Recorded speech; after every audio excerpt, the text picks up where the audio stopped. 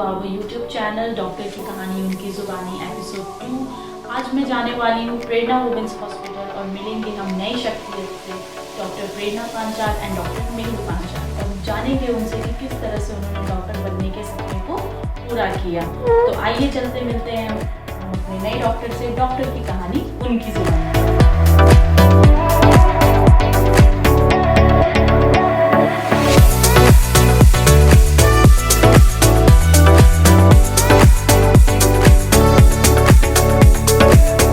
नरोडा गांव से आके हम पहुंच चुके हैं प्रेरणा हॉस्पिटल और चलिए हम मिलवाते हैं आपको आपकी डॉक्टर से।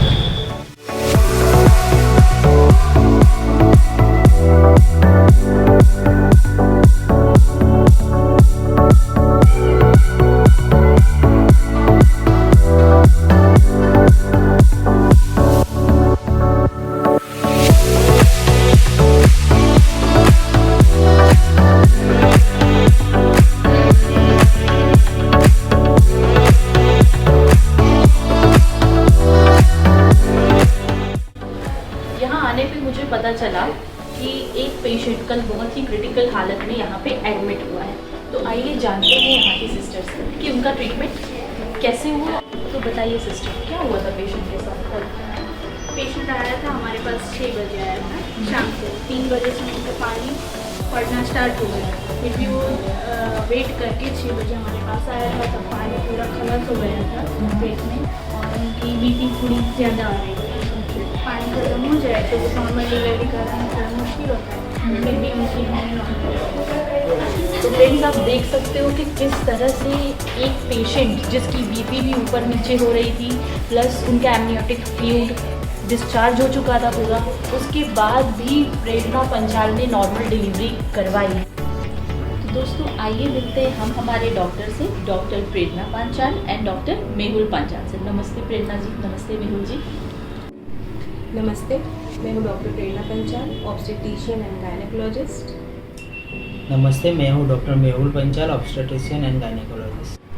तो बताइए प्रेरणा जी कि आपने जो सोचा डॉक्टर बनने का, जो सपना देखा, वो कहाँ से शुरू हुआ? वो जर्नी कहाँ से स्टार्ट हुई? कहाँ से आपको ऐसा लगा कि मुझे डॉक्टर बनना है? तो वो थोड़ा हमारे दर्शकों को बताइए। शालिनी, थैंक यू मुझे इस इंटरव्यू में बुलाने के लिए, मौका देने के लिए, मैं सबके सामने पेश हो सकूँ। जैसा कि आपने पूछा कि ये जो डॉक्टर की जर्नी है, ये गायनेकोलॉजिस्ट तक की, वो कहाँ से शुरू हुई, कहाँ से मेरे मन में आई। तो 10th स्टैंडर्ड के बाद ही एक्चुअली मेरे फादर खुद ही एक डॉक्टर थे, ही वॉज एन ऑर्थोपेडिशियन। तो मुझे उस समय से ही इच्छा थी कि मैं डॉक्टर तो बनूँ, बट ये गायनिक वाली बात, जो डिलीवरी कराना, बेबी आउट करना, ये सब मेरे मन में तब आया जब मैंने मेरे अंकल जो कि गायनेकोलॉजिस्ट थे उनको देखा था, एक बार डिलीवरी करा। तब से मुझे ये चीज़ बहुत ही फैसिनेटिंग लगती थी कि डिलीवरी हो रही है, बेबी आउट हो रहा है, समथिंग कमिंग न्यू, वर्ल्ड दुनिया में पहली बार कोई माँ बन रहा है और कोई बच्चा आ रहा है। तो उस समय से मेरे मन में 10th के बाद से ही मेरे मन में आने लगा था कि मुझे डॉक्टर तो बनना ही है, बट स्पेशली मुझे गायनेकोलॉजिस्ट ही बनना है। और तब से मैंने काफ़ी मेहनत की, क्योंकि मुझे पता था मेरे पापा डॉक्टर थे। तो इस फील्ड में आना इतना इजी नहीं है, कंपटीशन के थ्रू कंपटीशन बढ़ता ही जा रहा है, सीट्स बहुत कम है, तो अच्छे रैंक नहीं आएंगे आपको, 10th में अच्छे मार्क्स नहीं आएंगे, फिर 12th में नहीं आएंगे। तो पापा मुझे हमेशा ऐसा कहते रहते थे कि ऐसे करोगे तो अच्छा हो जाएगा। शुरू में पापा मुझे हमेशा लालच दिया करते थे कि 10th अच्छा कर लोगे फिर तो लाइफ सेट। तो फिर मैंने 10th में बहुत पढ़ाई की, 10th में अच्छे मार्क्स आए, मुझे अच्छे परसेंटेज में पास की। उसके बाद फिर पापा ने कहा 12th करना है बेटा, 12th कर लोगे तो फिर लाइफ सेट हो जाएगी। तो 12th में मैंने बहुत हार्ड वर्क किया, अच्छा परसेंटेज आया। फिर मैंने मेहनत करी और MBBS हो गया मेरा। मैंने MBBS बिहार से किया है, मैं मेडिकल कॉलेज से किया है, वहाँ मैंने अपनी स्टडी पूरी की। फाइनली मैंने MBBS क्लियर किया। Then I got a chance कि अब मुझे स्पेशलाइजेशन में जाना है। देन आई गॉट फिर मैंने कॉम्पिटिशन की तैयारी की। I was basically prepare for PGH सो मैंने एग्ज़ाम दिया, बट मुझे फर्स्ट टाइम में PGI के थ्रू मुझे ऑप्था में मिला, मतलब eye specialist, which did not satisfy me. मुझे तो शुरू से ही था कि मैं गायनेक ही बनूँ। तो ये एक अच्छी बात है पीजीआई में कि आपको 6 मंथ में दोबारा चांस मिल जाता है एग्ज़ाम देने का। सो मुझे 1 ईयर ड्रॉप नहीं करना पड़ा। अगेन 6 मंथ के बाद मैंने फिर से एग्ज़ाम दिया and I got what I wanted. So finally I became a gynaecologist. मेरे गायनेक बनने की जर्नी तो ऐसी थी जो सुनने में काफ़ी सिंपल लगती है, बट मेरे हस्बैंड जो कि गायनेकोलॉजिस्ट ही हैं, उनकी जर्नी थोड़ी डिफरेंट, थोड़ी ट्विस्टेड है। आप उनसे ही जानिए कि उन्होंने कैसे ये गायनेक का पौधा रीच किया, पहुँचे।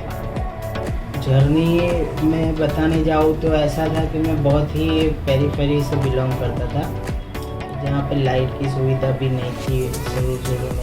फिर धीरे धीरे पढ़ाई की, गुजराती स्कूल में से पढ़ा, उसमें से वह फिर थोड़ा पापा जहाँ जॉब करते थे, मम्मी पापा दोनों वर्किंग थे। मम्मी टीचर थी, पापा इंजीनियर थे। उन्होंने बोला कि भाई पढ़ो तो आगे कुछ होगा। धीरे धीरे जैसे उनकी रिस्पॉन्सिबिलिटी इतनी थी कि जैसे पढ़ा कि नहीं लिखा कुछ पूछते नहीं थे हमें, सिर्फ पढ़ने के लिए बोलते थे कि पढ़ोगे तो आगे अच्छा होगा, पढ़ोगे तो आपके काम में आएगा। तो फिर धीरे धीरे हम पढ़े, फिर वहाँ से माइग्रेट होके थोड़ा सा तालुका हेडक्वार्टर पे आए, वहाँ पे पढ़ा, गुजराती लैंग्वेज में ही पढ़ा था। पूरा एजुकेशन मेरा गुजराती लैंग्वेज में ही हुआ। फिर 12th तक किया। 12th में फिर गवर्नमेंट मेडिकल कॉलेज में मुझे एडमिशन मिल गया फ्री सीट में। फिर जो भी था तो वहाँ पे फर्स्ट टाइम मुझे इंग्लिश का सामना करना पड़ा था। तब जाके हमें लगा कि इंग्लिश बहुत ज़रूरी है। तो भी उस टाइम में फिर भी लिख के पढ़ के धीरे धीरे आगे बढ़ गए। तो फर्स्ट अटैम्प्ट सेकंड अटैम्प्ट ऐसा कुछ हुआ नहीं। जैसे फर्स्ट ईयर में जाते हैं तो इंग्लिश के वजह से थोड़ा सा स्ट्रगल होता है, फिर भी हमने पास आउट कर लिया। जैसे MBBS क्लियर हुआ, फिर पोस्ट ग्रेजुएशन की बारी आती है। तो पोस्ट ग्रेजुएशन में किस टाइम में किया जाए, तो शुरू में तो पहले पता भी नहीं था कि पोस्ट ग्रेजुएशन क्या है क्या नहीं। सिर्फ MBBS मिल गया तो सब खत्म, कि जब अब तो निकलेंगे गवर्नमेंट जॉब मिल जाए, ऐसा सोचते हैं। फिर जैसे जैसे मेडिकल फील्ड में घुसे तब पता चला कि भाई पोस्ट ग्रेजुएशन भी करना ज़रूरी है, कि आगे कुछ बनोगे तो कुछ स्पेशलाइजेशन करोगे। तो इसमें भी हमने देखा, फिर सोचा तो क्या कौन सी ब्रांच। तो मेरे कलीग में कज़िन ब्रदर में दोनों सर्जिकल सर्जन हुए थे। तो उस टाइम से मुझे भी थोड़ा लगा कि कुछ डिफरेंट ब्रांच भी करना चाहिए, कि कम्युनिटी में सब ब्रांच अवेलेबल है ऐसा लगे। तो फिर मैंने गायनेक उस टाइम से MBBS फाइनल ईयर से मैंने सोचा कि नहीं गायनेक करना चाहिए, कि सर्जरी तो नहीं है, सब दो लोगों ने तो सर्जरी कर ली, तो मैंने गायनेक चुना। ऐसे करके फिर मैंने बॉम्बे से पोस्ट ग्रेजुएशन किया CPS। थोड़ी देर पहले मेरी सिस्टर से बात हो रही थी, उन्होंने मुझे बताया कि एक patient last night critical condition में यहाँ पे एडमिट हुए, उनका फ्लूइड भी डिस्चार्ज हो चुका था, प्लस उनका BP भी अप डाउन हो रहा था। तो वैसे केस में जनरली डॉक्टर C-सेक्शन डिलीवरी एडवाइस करते, but in that condition also आपने नॉर्मल डिलीवरी किया, विच इज़ रियली प्रेसफुल। तो आपने नॉर्मल डिलीवरी क्यों चूज़ किया? मतलब आप C-सेक्शन भी तो कर सकते थे, उसमें ईजिली ऑपरेशन हो जाता, तो फिर आपने नॉर्मली क्यों करवाया? थैंक यू शालिनी ये प्रेज़ करने के लिए। इतना भी इजी नहीं था इस पेशेंट का नॉर्मल डिलीवरी कराना मुझे, बट BP काफ़ी अप डाउन हो रहा था। बट ये पेशेंट मेरे पास शुरू से आ रहा है दिखाने के लिए, एंड आई नो उसकी बैकग्राउंड, उसका कंडीशन कैसा है। सो पेशेंट शुरू से ही मुझे बोल रहा था नॉर्मली कराओगे ना। आई वॉज लाइक हाँ मुझे normal, but suddenly full 9 month तक BP उसका बिल्कुल नॉर्मल था।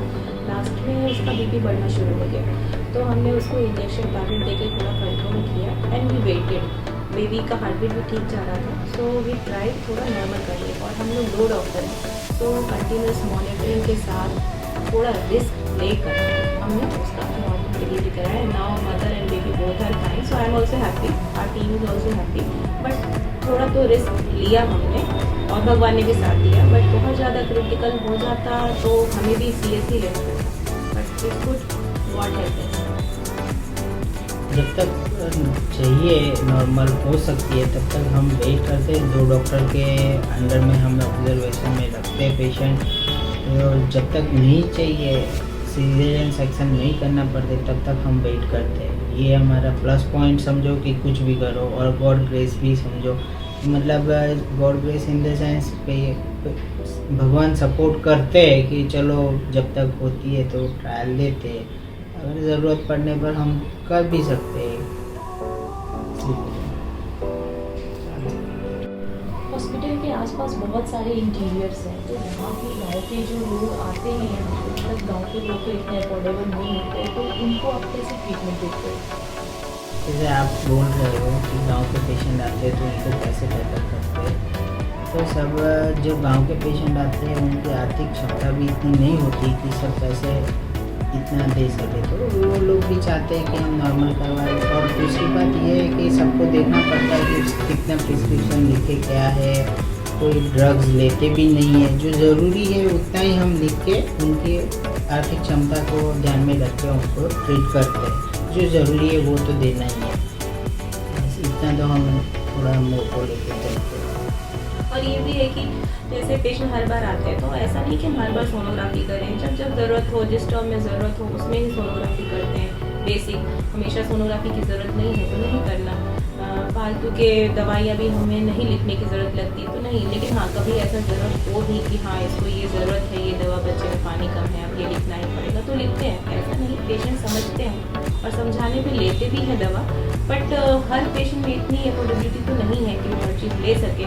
कुछ को हम ऐसा भी कहते हैं कि अगर आप आंगनबाड़ी से ही आयरन कैल्शियम चालू रख सकते हो तो वो रख लो, हम सिर्फ आपका देख लेंगे। इस तरह से हम थोड़ा बहुत मैनेज करके पेशेंट को 9 मंथ्स तक ले जाते हैं और कोशिश करते हैं उसका CS वगैरह ना हो, नॉर्मल डिलीवरी हो जाए तो थोड़े पैसे और बच जाए। अभी जो यहाँ पे रेगुलर पेशेंट्स आ रहे हैं उनमें जनरली कॉमन प्रॉब्लम्स क्या होती है जो आपको फेस करने पड़ती है? फेस प्रॉब्लम तो ऐसे है कि जैसे एनीमिया रूटीन प्रॉब्लम है, फोलिक एसिड डेफिशिएंसी और अंडरवेट, 3-4 प्रॉब्लम है कि जो फोकस नहीं करते ज़्यादातर।